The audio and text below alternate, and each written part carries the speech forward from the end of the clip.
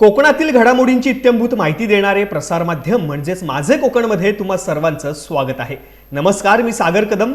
तुम्ही पाहत आहात माझे कोकण। बातमीपत्राला सुरुवात करण्याआधी पाहूयात बातमीपत्रातील ठळक घडामोडी। गोपाळगड किल्ला पुन्हा वादाच्या भोवऱ्यात, पर्यटकांना डांबण्याच्या प्रयत्नाने संताप। मालकी हक्काच्या दाव्यावरून वाद, दुर्गप्रेमी संघटना आक्रमक। पानसरे मोहल्ल्यात दूषित पाण्याचा प्रश्न, नळातून येते काळे कुट्ट पाणी। नगर परिषदेच्या कारभारावरती संताप, नागरिकांच्या आरोग्याचा प्रश्न ऐरणीवरती। TS चाणक्य अकादमीमध्ये विद्यार्थ्याचा मृत्यू, तिसऱ्या मजल्यावरून पडल्याची घटना। आत्महत्या की हत्या, नातेवाईकांचा संशय। आणि सिंधुदुर्गात पर्यटकांची तोबा गर्दी, पर्यटन हंगामाचा अखेरचा विकेंड, समुद्र किनारे आणि देवस्थाने गजबजले। आता पाहूया सविस्तर वृत्त। गुहागर येथील ऐतिहासिक गोपाळगड किल्ला पुन्हा एकदा वादाच्या केंद्रस्थानी आलेला आहे। किल्ल्यावरती पडलेले 2 आंबे उचलण्याच्या कारणावरून काही पर्यटकांना डांबून ठेवण्याचा प्रयत्न झाल्याचा आरोप समोर आल्यानंतर स्थानिक नागरिक आणि दुर्गप्रेमी संघटना आक्रमक झालेल्या आहेत। दरम्यान गोपाळगड किल्ल्यावरती मालकी हक्क सांगणारा एक व्हिडिओ सोशल मीडियावरती व्हायरल झाल्यानंतर या प्रकरणाची चर्चा अधिकच रंगलेली आहे। यामुळे रत्नागिरी जिल्ह्यात संतापाची लाट उसळल्याचे चित्र पाहायला मिळत आहे। विशेष म्हणजे न्यायालयीन प्रक्रियेनंतर गोपाळगड किल्ल्याला राज्य संरक्षित स्मारकाचा दर्जा मिळालेला असतानाही पर्यटकांसोबत झालेल्या कथित गैरवर्तनामुळे अनेक प्रश्न उपस्थित होत आहेत। या घटनेनंतर गोपाळगड किल्ल्यावरील व्यवस्थापन, पर्यटकांची सुरक्षितता आणि ऐतिहासिक वारशाच्या संवर्धनाचा मुद्दा पुन्हा एकदा चर्चेत आलेला आहे। सोशल मीडियावरती एक चित्रफित गोपाळगडची खूप मोठ्या प्रमाणात व्हायरल होते की त्यामध्ये काही पर्यटकांनी इथे पडलेले आंबे उचलले आणि पडलेले आंबे उचलल्यानंतर त्यांना इथं डांबून ठेवण्यात आलं, त्यांना प्रतिकार केला। ही सर्वस्वी चुकीची भूमिका आहे आणि ही घटना मुळात निंदनीय आहे। आम्ही या घटनेचा निषेध करतो। ग्रामस्थ म्हणून आमचं हे इथं सांगणं आहे की बाबा हा गड आहे, हा राज्य शासनाच्या मालकीचा आहे, तर कुणीही याच्यावरती आपली मालकी हक्क गाजवू नये। या ठिकाणी जी काही कायदेशीर प्रक्रिया गेल्या 14 वर्ष संघर्ष इथले ग्रामस्थ करतात, काही शिवप्रेमी करतायत, ही 14 वर्षाचा खूप मोठा संघर्ष आहे। या संघर्षाला देखील मोठ्या प्रमाणात यश देखील आलेलं आहे। आज हा किल्ला राज्य संरक्षित स्मारक म्हणून 2016 मध्ये शासनाने ताब्यात घेतलेला आहे। शासनाचा याच्यावरती ताबा आहे, शासनाचा मालकी हक्क आहे। मालकाला जो त्या घटनेला किंवा या गडाचा तथाकथित मालक म्हणून म्हणवलं जातंय, त्याला भूसंपादनाच्या माध्यमातून मोबदलाची प्रक्रिया सुद्धा चालू आहे आणि हे त्या व्यक्तीला माहिती आहे। आणि असं असताना सुद्धा हा किल्ला माझ्या मालकीचा आहे, माझी प्रॉपर्टी आहे, माझे कागद आहेत, हे कागद वगैरे सगळे आता सगळे उच्च न्यायालयात दाखवून झाले। उच्च न्यायालयाने त्याचा दावा देखील फेटाळलेला आहे। अशा परिस्थितीमध्ये गडावरती मालकी हक्क दाखवणे चुकीचं आहे। आमची सुद्धा त्यांना असं सांगणं आहे की तुम्ही गडावरती मालकी हक्क दाखवू नका, पर्यटकांना किंवा जनतेला कुठल्याही बाबतीमध्ये संभ्रमित करू नका। हा किल्ला आजही शासनाच्या मालकीचा आहे, इथं कोणीही येऊ जाऊ शकतं। फक्त आल्यानंतर पर्यटकांनी सुद्धा खूप काळजीपूर्वक इथं वावरलं पाहिजे, कारण आता आपण ह्या लढ्याच्या अंतिम टप्प्यामध्ये आहोत। पर्यटकांना कुठल्याही पद्धतीचा कुणी जर अटकाव केला तर त्यांनी ग्रामस्थांशी संपर्क साधावा, प्रशासनाशी संपर्क साधावा। भविष्यामध्ये अशा घटना पुनरावृत्त होणार नाही याची ग्रामस्थ म्हणून आम्ही निश्चितपणे काळजी घेऊ। रायगड जिल्ह्यातील महाड शहरातील पानसरे मोहल्ला परिसरामध्ये दूषित पाणी पुरवठ्याचा गंभीर प्रश्न निर्माण झाला असून नागरिकांमध्ये संतापाची लाट उसळलेली आहे। नळांमधून काळे कुट्ट आणि दूषित पाणी येत असल्याचा आरोप स्थानिक नागरिकांनी केलेला आहे। गेल्या अनेक दिवसांपासून नगर परिषद प्रशासनाकडे वारंवार तक्रारी करूनही या प्रश्नाकडे दुर्लक्ष होत असल्याचा आरोप नागरिकांकडून करण्यात येत आहे। या दूषित पाण्यामुळे परिसरातील नागरिकांच्या आरोग्याचा प्रश्न ऐरणीवरती आला असून लहान मुले, ज्येष्ठ नागरिक आणि महिलांमध्ये चिंता व्यक्त केली जात आहे। दरम्यान 2 दिवसात पाणी पुरवठ्याचा प्रश्न मार्गी न लावल्यास कायदेशीर लढा उभारण्याचा इशारा सत्कार ग्रामीण फाउंडेशन रायगड संस्थेकडून देण्यात आलेला आहे। महाड नगर परिषद प्रशासनाने तातडीने शुद्ध पाण्याची व्यवस्था करावी अशी मागणी नागरिकांकडून होत आहे। आम्ही 2-3 वेळा मी गेलो होता तर काय बोलले नाही, ते आपले दरगुजर करतात, येतात बघतात जातात, काय नाही। मीटिंग चालू होती त्यांची, ते बोलले की तुम्हाला 2-3 दिवसात माणसं पाठवतो, खड्डा खोदून चकोप कुठे तो काढून घेतो। माणसं बघून गेली, तिथनं काय महिना झाला काय लक्षच नाही त्यांचं। आता हे पाणी एवढं घाण येतोय की माणूस पियाचा सोडा, ते धुवायच्या पण लायकीचं पाणी नाही।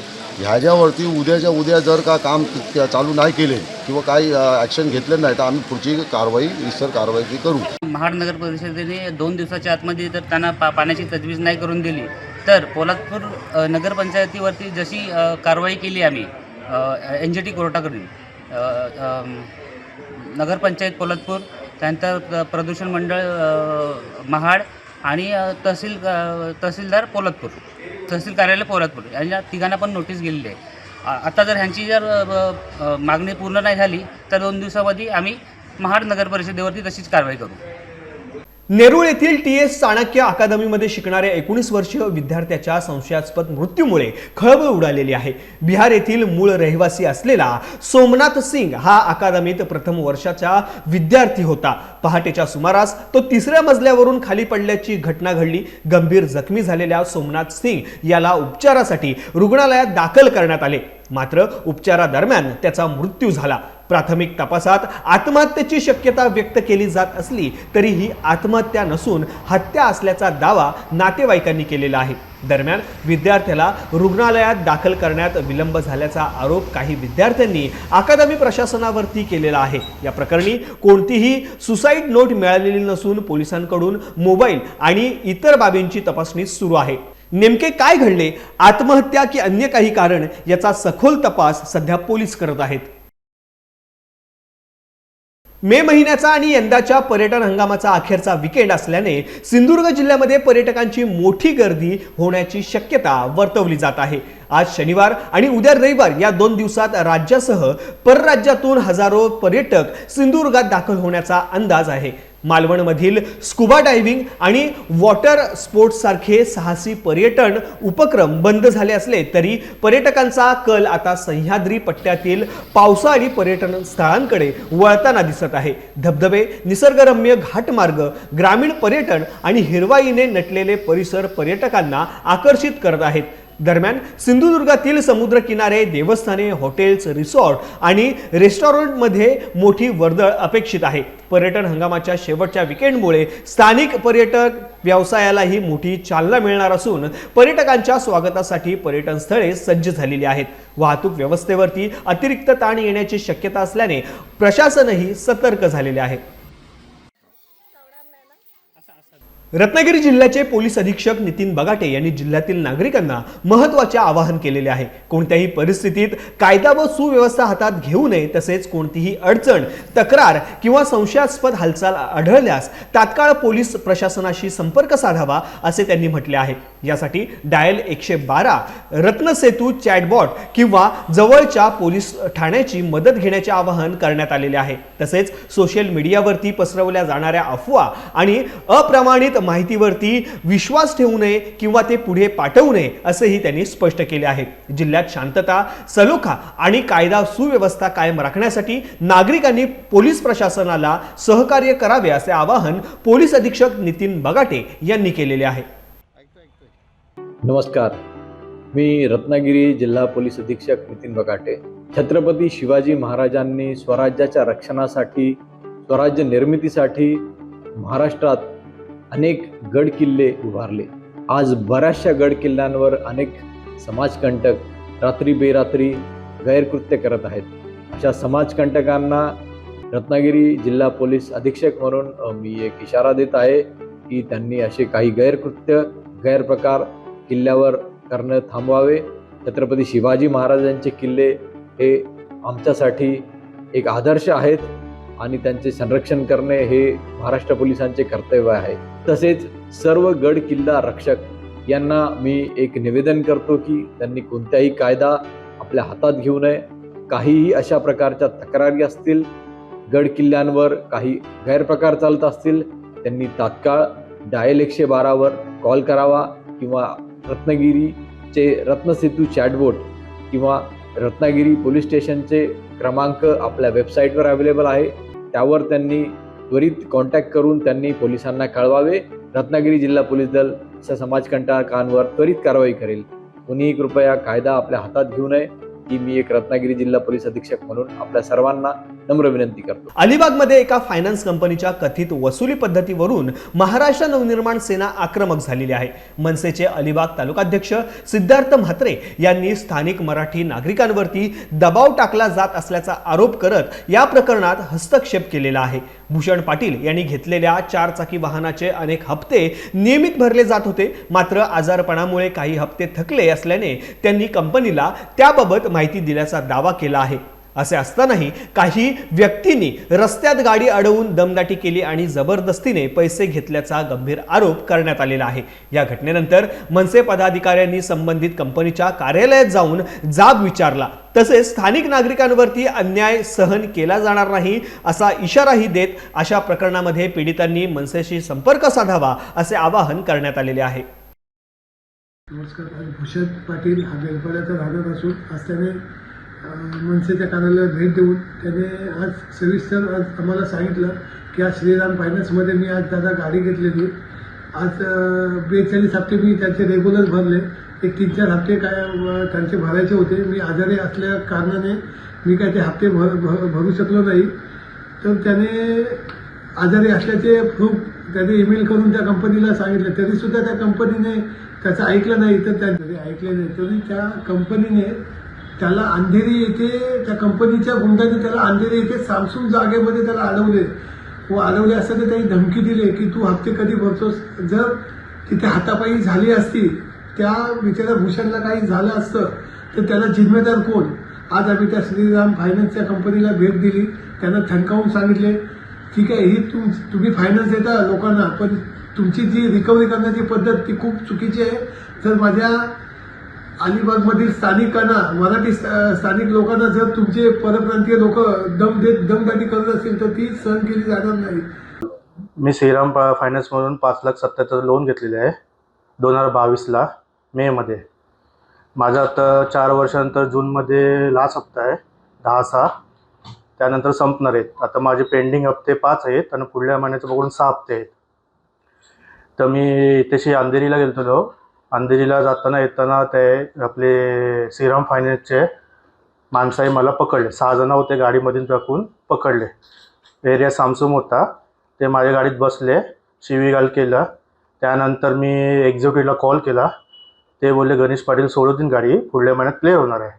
गणेश पाटीलने त्यांना सांगितले, फोन केला, वैयक्तिक फोन केला की तू त्याचे ऑनरपासून साईडला ये, बाहेर ये, मग आपण वार्ता करू। त्यांनी त्यांना सांगितलं, तो नशेमध्ये होता, गांजा मारत होता।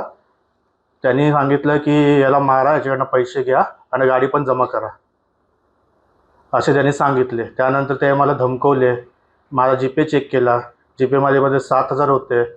इथेशी फिनिक्स मॉलचे इथं पहिले HDFC बँक आहे, तिथनं मी 7,000 काढून दिले। 2 तास झाला, टायमिंग गेला, याही काही रिप्लाय नाही दिला। त्यांना कॉल केलेला तर ते बोलतात तुझा तू बघ, आमचा काही संबंध नाही। आणि गणेश पाटील याही मला त्याला सांगितलं याला मारा, सेकंड कॉलला पण सांगितला की याला मारा आणि याच्याकडे पैसे घ्या आणि गाडी जमा करा। आणि रोहित राणेला पण कॉल केलेला, तो माझ्या घरी आलेला आहे। सुशील पाटील आणि रोहित राणे, बेलापूर ब्रांच रोहित राणे, तो माझ्या घरी आलेला। तो मी त्यांना बोललो एंडिंगला 1 हप्ता भरतो ना, पुढल्या महिन्यात 10 तारखेला तुमचे सगळे हप्ते क्लिअर करतो 5चे 5। ते राणेंनी गणेश पाटीलला घेतलं लाईनवर, त्यांनी सेकंड टायमाला पण तेच सांगितलं, ती गाडी जमा करा। दुसरी गाडी उलवेला आहे, उभी गाडी आहे, त्याही लोकेशन त्याला पाठवलं आणि उलव्याची गाडी जमा करायला सांगितली। वाढती महागाई, इंधन दरवाढ आणि घरगुती तसेच व्यावसायिक गॅस तुटवड्याच्या निषेधार्थ रायगड जिल्हा काँग्रेसच्या वतीने अलिबागमध्ये जोरदार जनआंदोलन करण्यात आले। नवनिर्वाचित जिल्हाध्यक्ष राजाभाऊ ठाकूर, जिल्हाध्यक्ष डॉक्टर मनीष पाटील आणि पनवेल शहर जिल्हा काँग्रेस कमिटीच्या अध्यक्षा डॉक्टर श्रुती म्हात्रे यांच्या नेतृत्वाखाली हे आंदोलन पार पडले। अलिबागमधील काँग्रेस भवन येथून मोर्चाला सुरुवात करण्यात आली। यावेळी केंद्र सरकारच्या धोरणांविरोधात जोरदार घोषणाबाजी करण्यात आली। आंदोलनात काँग्रेस कार्यकर्त्यांनी मोठ्या संख्येने सहभाग नोंदवला। विशेष म्हणजे या आंदोलनात सहभागी करण्यात आलेल्या बैलगाडीने आणि पारंपरिक पद्धतीने व्यक्त करण्यात आलेल्या निषेधाने सर्वांचे लक्ष वेधून घेतले। तर जिल्हाध्यक्ष राजाभाऊ ठाकूर यांनी कमरेला माडाच्या झावळ्या बांधून अनोख्या पद्धतीने विरोध दर्शवला। महागाई आणि इंधन दरवाढीमुळे सर्वसामान्य जनता त्रस्त असल्याचा आरोप करत काँग्रेसने केंद्र सरकारवरती जोरदार टीका केली आहे। कशासाठी आहे आपल्याला माहिती आहे, देशभरामध्ये इंधन दरवाढ होत चाललेली आहे। गेल्या 15 दिवसात जवळजवळ 9 ते 10 रुपयांनी डिझेल आणि पेट्रोल महागलेलं आहे। याचा सर्व फटका गोरगरीब जनतेवरती बसतोय आणि देशाचे जे राज्यकर्ते आहेत हे मौजमजेत आहेत आणि संपूर्ण देशवासियांना ते गुलामीसारखे आपण बघतोय। एकंदरीत त्यांना गुलामगिरीकडे देशवासियांना न्यायचं आहे। आणि आपण जर बॅनर बघितले असतील तर यांच्यामुळे पुन्हा आपण जे जंगलातून आपण शहरांकडे आलो ते पुन्हा शहरांकडून जंगलाकडे जाण्याची आपल्यावरती वेळ आले। कारण इंधन मिळत नाही आहे, गॅस सिलेंडरचा तुटवडा आहे, पेट्रोल पंपावरती गेल्यावरती पेट्रोल मिळत नाही आहे, डिझेलसाठी गेल्यावरती डिझेलला भल्या रांगा आहेत, शेतकऱ्यांना डिझेल मिळत नाही, कोळी बांधवांना डिझेल मिळत नाही. आणि हे सर्व करत असताना हे सरकार मस्तपैकी मगरमस्त होऊन ते आरामात सर्व त्यांचं चाललेलं आहे. आणि अशा या भाजप सरकारच्या विरोधात आम्ही पूर्ण आमचे नेते सन्मान्य राहुलजी गांधी खरगे साहेब, प्रियांका दिदी असतील आणि हर्षवर्धनजी सपकाळ साहेब असतील यांच्या मार्गदर्शनाने देशभरात हे सर्व जे इंधन दरवाढ आहे त्याच्या विरोधात, त्याच पद्धतीने हे जे आपल्या मुलांच्या भवितव्याशी खेळतात, नीटच्या परीक्षा झाल्या त्याचे पेपर यांनी फोडले, जे धर्मेंद्र प्रधान म्हणून जे मंत्री आहेत यांचा राजीनामा जिथपर्यंत घेतला जाणार नाही तिथपर्यंत आंदोलन होतील. आम्ही काँग्रेसवाले 100% जनतेच्या सोबत आहोत आणि जनतेसोबत राहणार म्हणून हे आजचं हे आंदोलन केलेलं आहे. काही दिवसापूर्वी देशात घोषणा आली होती, एक चौकीदार चोर आहे. मी आज पुन्हा सांगेन, चौकीदार ही चोर आहे. त्यांच्यामुळंच या लोकांना आज परिस्थिती भोगायला लागलेली आहे की ज्यावेळी लोकांना त्यांनी राहत द्यायची होती त्यावेळी यांनी मौज मजा केली, यांच्या व्यापारी मित्रांना कर्जमुक्त केले, त्यांचे लोन माफ केले.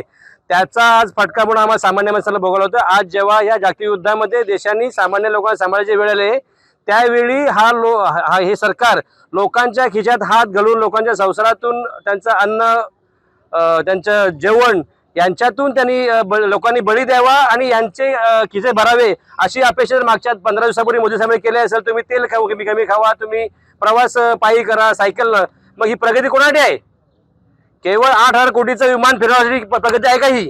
अशा वेळी हे आम्ही काँग्रेसच्या माध्यमातून या सरकारला जाब विचारणे आंदोलन केलेलं आहे. आम्हाला अशा आशावाद आहे की या आंदोलन तरी या लोकांना न्याय देईल, असं सरकार या लोकांना न्याय देईल अशी आम्ही अपेक्षा आहे. धन्यवाद. अलिबाग येथे आम्ही कलेक्टर ऑफिस समोर इंधन दरवाढ या विरोधात आंदोलन करत आहोत. आज इंधन दरवाढ म्हटली की फक्त पेट्रोलची दरवाढ एवढंच नाही तर माझ्या भगिनीच्या संसारावर आलेली ही गदा आहे.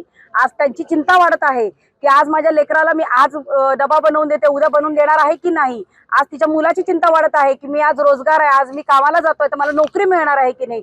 मग तिला नवऱ्याची चिंता लागलेली आहे की माझा नवरा कामाला जातोय, त्याला पूर्ण पगार मिळणार आहे की नाही. आज माझी भगिनी ही घर संसाराच्या विळख्यातनं स्वतःचा ताण सोडून आता मोदीजींचा ताण घेतात आहे की सकाळी 8 वाजता उठून कुठची दरवाढ करेल, कोणाला मेलोडी देईल आणि कुठे आमच्याकडे लक्ष जाईल. आज तिच्या चिमुड्याच्या मुखातला मेलोडी काढून जर ते इटलीपर्यंत जर मेलोडी जात असेल आणि माझ्या भगिनींच्या प्रश्नांच्या, माझ्या कामगारांच्या प्रश्नांच्या, माझ्या शेतकऱ्यांच्या प्रश्नांच्या, माझ्या बंधूंच्या, माझ्या युवकांच्या प्रश्नांना जर बगल देत असून मोदीजी या इंधन दरवाढीबद्दल गांभीर्याने जर लक्ष देत नसतील तर त्या गोष्टीचा आम्ही जाहीर निषेध करतोय. सिंधुदुर्गाच्या राजकारणात महत्त्वाची घडामोड घडली असून पालकमंत्री नितेश राणे यांच्या उपस्थितीत अनेक पदाधिकाऱ्यांनी भाजपमध्ये प्रवेश केलेला आहे. कणकवली देवगड विधानसभा मतदारसंघातील पंचायत समितीचे सदस्य विष्णू घाडी यांनी आपल्या शेकडो समर्थकांसह भाजपमध्ये प्रवेश केला आहे. यावेळी देवगड तालुका प्रमुख जयेश नर, विभाग प्रमुख संदीप डोलकर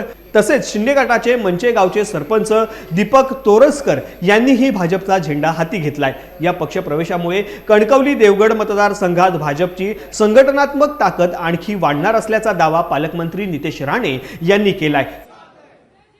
बघा, आज जे उबाटा सेनेचे पंचायत समितीचे एकमेव सदस्य असो, त्यांचे तालुका प्रमुख नर असतील, काही प्रमुख पदाधिकारी संदीपजी असो, मंचाचे आमचे सरपंच असो, सर्व प्रमुख पदाधिकारी आज त्या सगळ्या जणांनी आदरणीय पंतप्रधान नरेंद्र मोदीजी, आदरणीय मुख्यमंत्री देवेंद्र फडणवीसजी, आदरणीय आमचे प्रदेश अध्यक्ष रवी चव्हाण साहेब, आमचे खासदार आदरणीय आमचे राणे साहेब, या सगळ्यांच्या नेतृत्वावर विश्वास ठेवून आज आमच्या भारतीय जनता पक्षामध्ये त्यांनी प्रवेश केलेला आहे.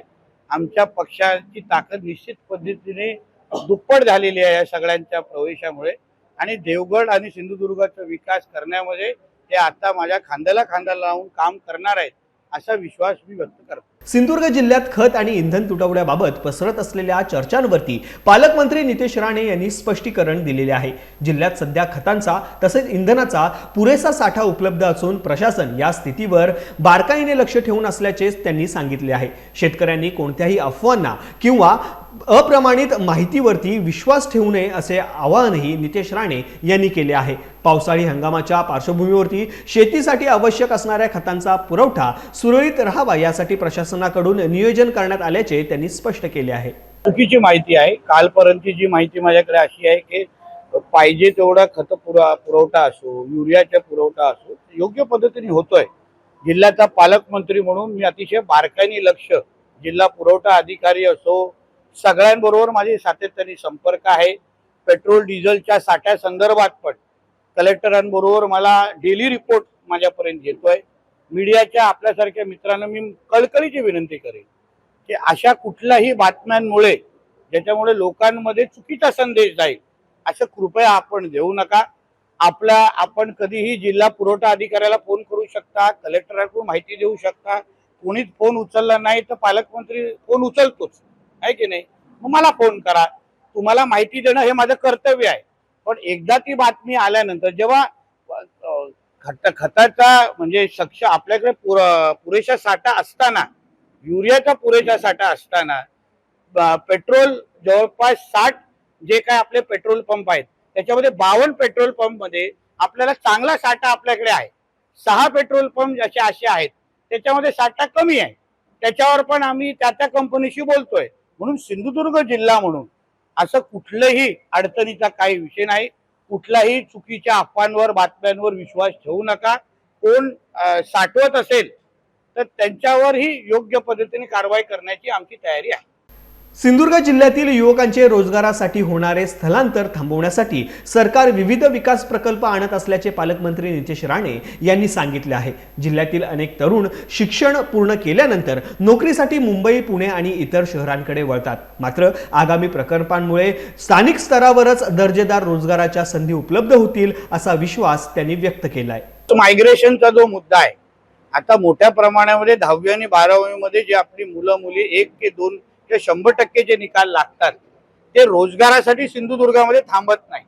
ते मुंबई, पुणे, गोवा, सौदी अरेबिया, दुबईला जातात. आमचा मुद्दा असा आहे की हे जे काही प्रकल्प आमचं सरकार आणू पाहतंय, अणु ऊर्जाचे प्रकल्प असो, अन्य हॉटेलचे प्रकल्प असो, त्या प्रकल्पांमुळे ही जे आमची मुलं मुली जे बाहेर जातात तिथे आपलं टॅलेंट वापरतात.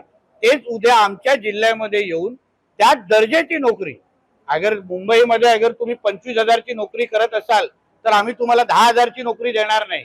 आम्ही तुम्हाला 40,000ची नोकरी देऊ. जे प्रकल्प इथे येतील त्यामुळे प्रत्येक घरामध्ये किमान 2 लोकांना नोकरी लावण्याची जबाबदारी ही जिल्ह्याचा पालकमंत्री म्हणून माझी असेल. मुलांनी, तरुणींनी यासाठी सज्ज व्हावं. आपले जे नातेवाईक मुंबई, पुणे, नाशिक कुठेही गेले असतील त्यांना फोन करून सांगा की बाबांनो आता बॅग भरा, परत गावात जाण्याची वेळ आलेली आहे. यासह बातमीपत्रामध्ये वेळ झाली इथेच थांबण्याची. कोकणामध्ये घडणाऱ्या घडामोडींची इत्थंभूत माहिती मिळवण्यासाठी आणि अपडेट जाणून घेण्यासाठी तुम्ही पाहत राहा फक्त माझे कोकण.